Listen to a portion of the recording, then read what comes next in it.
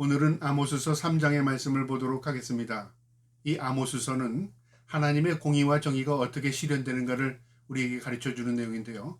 오늘도 이 3장을 통해서 하나님께서 공의와 정의를 실천하시는, 그리고 죄악에 대한 심판이 어떻게 이루어지는가를 말씀을 통해서 깨달을 수 있는 저와 여러분 되기를 주님의 이름으로 축복합니다.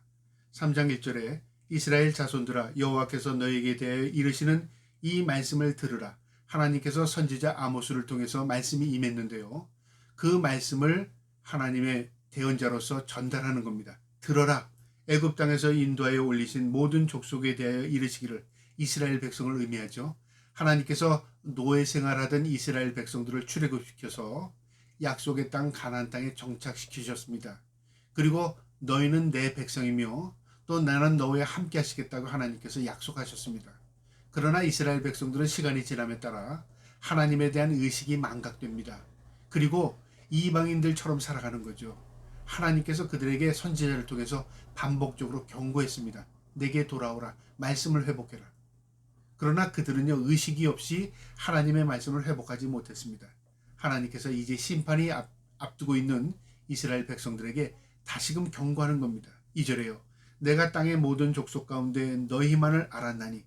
하나님께서 이스라엘 백성들 내가 너희만을 알았다는 표현은 뭐냐면요, 내가 너희에게 관심을 두고 있었다.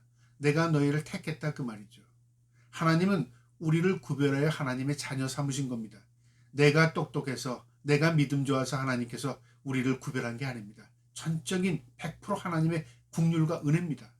그 은혜를 입은 하나님의 백성들이 하나님을 잊어버리고 산다면 누가 마음이 아플까요?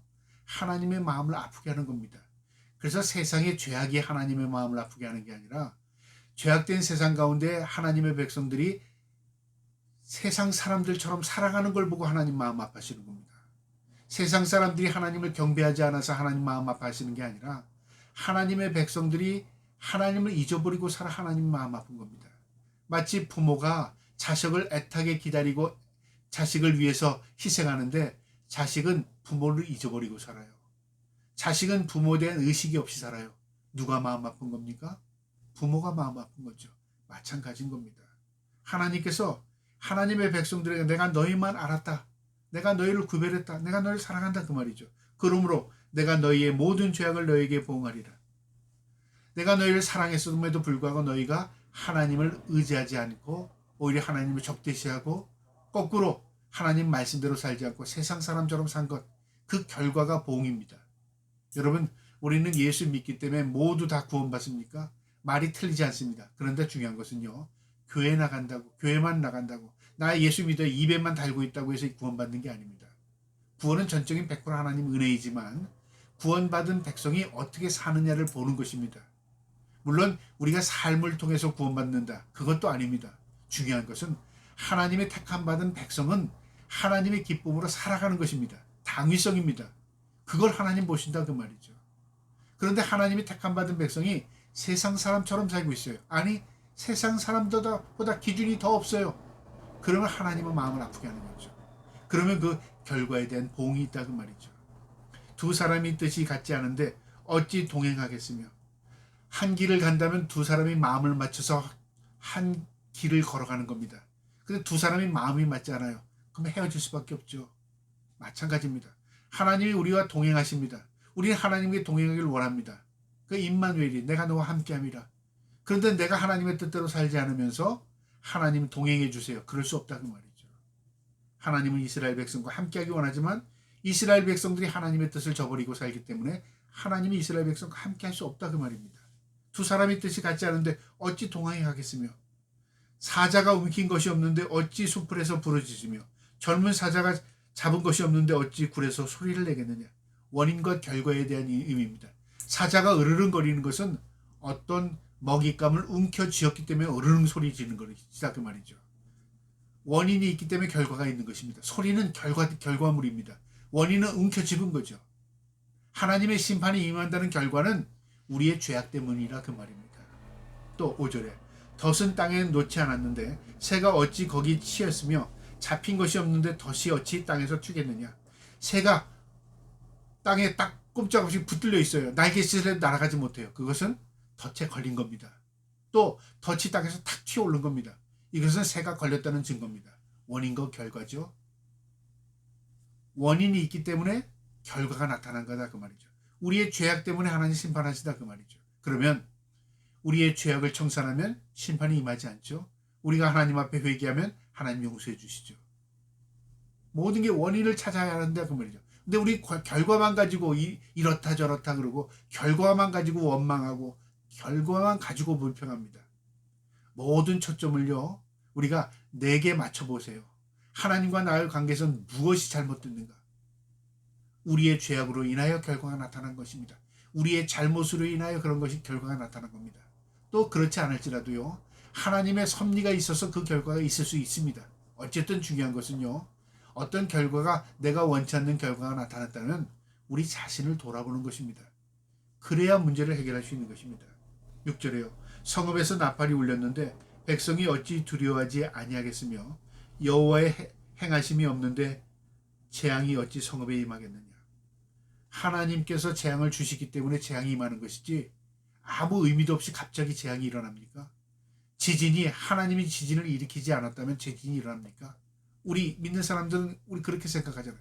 세상을 다스리시라 하나님의 손에 있는 것입니다. 그런데 우리는 그렇게 생각하지 않는 거죠. 모든 것들을 어떻게 생각해요? 그 결과를 보고 이렇다 저렇다 우리가 어떤 것을 착각하는 겁니다. 성읍이 나팔이 울렸다는 것은 전쟁의 소식입니다. 그럼 우린 두려워합니다. 근데 나팔이 울렸는데도 아무 감각이 없어요. 그건 어떻게 미련한 거죠? 깨닫지 못하는 것이죠. 어떤 징조를 우리가 보게 되면 징조에 대한 결과를 예측할 수 있는 것입니다. 하나님의 말씀은 경고입니다. 그 경고를 받아들일 때 우리가 생명을 얻을 수 있어요. 그런데 그 결과를 무시해버리면 결국 화가 임하는 것이죠. 7절에요. 주 여호와께서 자기의 비밀을 그 종 선지자들에게 보이지 아니하시고는 결코 행하심이 없으시니라. 하나님께서 어떤 경고를 하시거나 어떤 일을 나타내시기 전에 먼저 반드시 선지자들을 통해서 말씀해 주셨습니다. 그러니까 비밀이 그냥 갑자기 나타나지 않습니다. 성경은 비밀의 책입니다. 그러나 이것이요 우리에게 이미 감춰진 책이 아니라 모두 열려져 있습니다. 누구나 읽을 수 있습니다. 그러나 이 말씀이 임하는 것을 깨닫는 사람이 있고요. 말씀을 읽어도 깨닫지 못하는 사람이 있어요. 이 글을 몰라서 깨닫지 못했습니까? 아닙니다. 마음에 두지 않아서 그렇습니다. 하나님을 신뢰하지 않았기 때문에 그렇습니다. 믿지 않았기 때문에 그런 것입니다. 그래서 믿음이 있는 사람이 보는 말씀과 믿음이 없는 사람이 말씀을 읽는 것과는 천지 차이가 나는 겁니다. 믿음으로 세상을 바라볼 때는요 하나님의 신비함이 보입니다. 믿음이 없이 세상을 바라보게 되면요 모두 의미를 찾지 못합니다. 8절에요. 사자가 부르짖은즉 누가 두려워하지 아니하겠으며 주 여호와께서 말씀하신즉 누가 예언하지 아니하겠느냐. 이 아모스 선지자는 남유다의 목자였습니다. 그런데 어느 날 하나님의 말씀이 임한 겁니다. 그는 전하지 않을 수가 없었습니다. 자신의 생업이 목자였지만 하나님의 말씀을 전달하는 게 자신의 사명을 깨달은 것이죠. 어떻게 전하지 않겠느냐 그 말이죠. 어떻게 사자가 으르렁거리는데 두려워하지 않겠느냐. 그리고 내가 반응하는 것, 내가 전하는 것은 당연한 것이다 그 말이죠. 9절에 아스돗의 궁궐들과 애굽 땅의 궁궐들에게 선포하여 이르기를 너희는 사마리아 산들에 모이고 그 성읍 중에서 일어나 큰 요란함과 학대함이 있나 보라 하라. 이 이웃나라였던 이 아스돗, 아수르를 의미하고요. 애굽 땅, 애굽을 의미합니다. 때로는 이스라엘 민족들이 의지하기도 하고 동맹을 맺기도 하고 또 그 나라로부터 괴롭힘을 당하기도 하고 아수르로부터 침공이 당해서 흩어지기도 했습니다. 어쨌든 이 이웃 나라들이 북이스라엘의 죄악을 모르겠느냐 그 말이죠. 그들이 숨어서 궁궐에서 일어난다고 그들이 몰랐겠습니까? 우리 믿는 사람들이 교회 안에서 행한다고 세상 사람들이 모르겠습니까? 다 압니다. 우리의 죄악 잘못 우리만 아는 게 아니라 세상 사람들도 다 알아요. 근데 우리는 의식이 없는 거죠. 하나님 경고입니다. 너희의 죄악, 너희의 학대 다 안다 그 말이죠. 이웃도 다 안다 그 말이죠. 큰 요란함, 학대함이 있나 보라. 우리 자신을 돌아보라 그 말이죠. 10절에 자기 궁궐의 포악과 겁탈을 쌓는 자들이 바른 일을 행할 줄을 모르느니라 여호와의 말씀이니라. 올바른 일을 행할 줄 모른답니다. 하나님의 택함 받은 백성이. 궁궐 안에서 포악과 겁탈이 일어납니다. 가진 자가 없는 자 걸 착취하고요. 있는 자가 없는 걸 빼앗고요. 그 다음에 포악을 저지르고요. 그 다음에 위협을 해서 다 빼앗습니다. 이런 일들이 하나님의 백성들에게 일어난다 그 말이죠. 세상 사람들과 뭐가 달라요? 오히려 더 악하죠. 하나님 그거 보신 겁니다. 우리가 믿는 것이라는 것은 뭐냐면요, 예수 그리스도를 닮아간다 그 말이죠. 내가 믿는다는 건 하나님 말씀대로 산다는 게 믿는 것입니다. 내가 예수를 믿는다, 말씀대로 산다는 말과 동일한 말입니다. 근데 우린 착각해요. 믿는다 그러면 내 입으로 중얼거리는 걸 믿는다고 착각하는 거죠. 마치 그것을 가지고 천국 가는지 착각합니다. 아닙니다. 믿는다는 것은 하나님의 말씀대로 산다는 것입니다. 말씀이 육신이 되어 이 땅에 오신 주님이 내가 말씀입니다. 내가 그 말씀을 받아들이고 말씀대로 실천하며 사는 겁니다. 근데 우리가 100% 그렇게 살 수 없습니다. 우리 죄악된 인생들이기 때문에. 그럼 어떻게 합니까?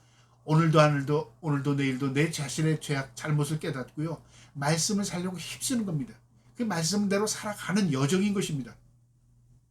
그것을 알아야 하는 것입니다. 12절에 여호와께서 이같이 말씀하시되 목자가 사자 입에서 양의 두 다리나 귀 조각을 건져냄과 같이 사마리아에서 침상 모서리에서 걸상의 방석에 앉은 이스라엘 자손도 건져냄을 입으리라. 이게 비유인데요, 역설적인 비유입니다. 무슨 말이냐면 사자가 양을 잡아먹었습니다. 그걸 보고 목자가 얼른 달려와서 사자 입에서 양을 끌어냈습니다. 발과 귀 조각밖에 없고 다 먹혔습니다. 그걸 건져낸 겁니까? 비참한 거죠. 이미 끝났다 그 말이죠. 전쟁이 일어났는데 나 살기 위해서 침대 밑에 들어가고 방석 밑에 숨었습니다. 전쟁이 끝나서 나와보니까 다 죽었습니다. 야, 나만 살았다. 좋은 일이냐 그 말이죠. 비참한 일이라 그 말이죠. 결과가 일어나기 전에 회개하는 것, 이 문제가 일어나기 전에 돌이키는 것, 그게 중요한 것이지 결과가 일어나서 나 혼자 살았다고 문제 해결되는 게 아니라 그 말이죠. 그러니까 이 일이 일어나기 전에 너희가 회개하고 정신 차리라, 그 경고입니다. 13절에 주 여호와 만군의 하나님의 말씀이니라. 너희는 듣고 야곱의 족속에게 증언하라. 너희도 들었다면 남유다 백성들에게도 전달해라. 너희의 문제만이 아니라 남유다의 너희 형제에게도 그런 문제가 있다고 말이죠. 나만 살았다고 나 할렐루야 나 천국 간다고 자랑할 게 아니라 천국을 모르는 사람들에게도 천국을 증거해라 그 말이죠. 우리가 하나님을 모르는 자들에게 하나님이 계심을 증거하는 것, 이게 똑같은 겁니다. 족속에게 증언하라. 그래서 우리는 증거된 삶을 사는 것입니다. 누구를 증거합니까? 우리 주님 예수 그리스도를 증거하는 겁니다. 그럼 무엇으로 증거해요? 입으로요? 아닙니다. 삶으로 증거하는 것입니다. 그게 예수 믿는 것입니다. 14절에요.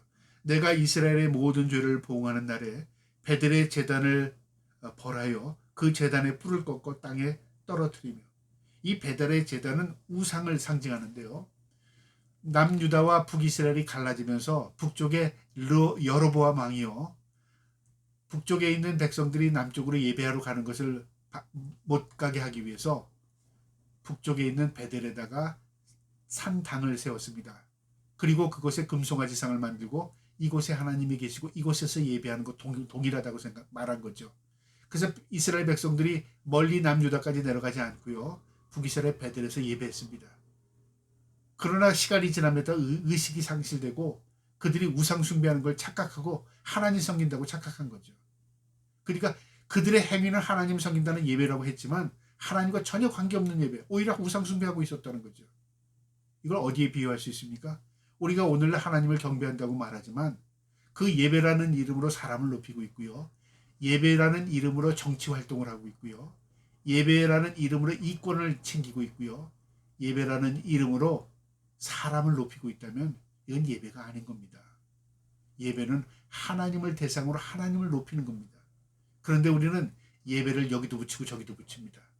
그리고 그 예배의 자리에서 사람을 높이고 있고요, 거기서 인간적인 이익을 추구한다고 말이죠. 이것은 하나님과 관계없는 겁니다. 하나님 그걸 다 헐어버리겠답니다. 제단의 뿔을 꺾다, 하나님이 다 소멸시켜버리겠다, 하나님 심판하시겠다 그 말입니다. 마지막 15절에요. 겨울궁과 여름궁을 치리니 상하궁들이 파괴되며 큰 궁들이 무너지리라. 여호와의 말씀이니라. 너희가 아무리 미래를 행복을 위해 준비할지라도 하나님께서 그거 다 무너뜨리겠다 그 말이죠. 우상의 그 산을 쌓는 것 하나님이 보고 계시는 것 같지만요, 때가 되면 다 무너뜨립니다. 왕들이 겨울에는 자신이 따뜻한 곳에 겨울궁을 짓고요, 또 여름에 시원한 곳에 가서 여름궁을 지었습니다.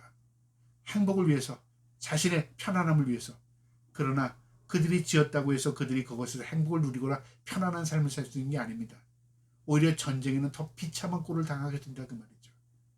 결국 우리가 쌓아둔 것일지라도 내게 그것이 돌아오는 게 아니라 하나님의 허락 없이는 내 것이 될 수 없는 것입니다. 모든 주인이 하나님이십니다. 그래서 하나님께서 그걸 다 무너뜨린답니다. 여호와의 말씀이니라. 하나님의 경고입니다. 이 경고의 메시지를 우리가 마음에 두시고요. 늘 하나님이 공의와 정의의 심판의 날이 임할 것입니다. 우리가 그때를 기억하면서 오늘 말씀으로 하나님 앞에 깨어 경성하면서 늘 두렵고 떨림으로 하나님 앞에 설 수 있는 저와 여러분 되기를 주님의 이름으로 축복합니다. 아멘.